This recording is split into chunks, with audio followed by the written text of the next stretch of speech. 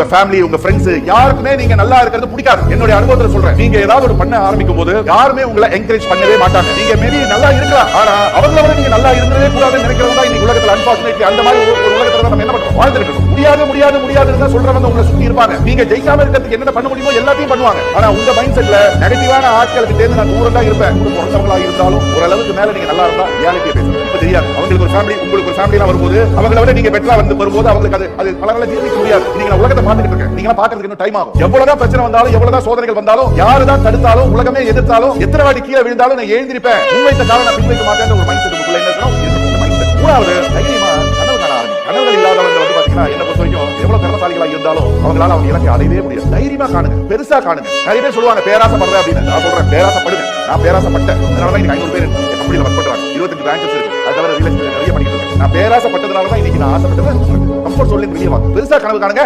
அதோட blue print உங்ககிட்ட இருக்கணும், கிளியர் பிக்சர் உங்ககிட்ட இருக்கணும். உங்க இலக்கு என்னன்றது உங்களுக்கு தெரியணும். நீங்க அதை விஷுவலைஸ் பண்ணணும்.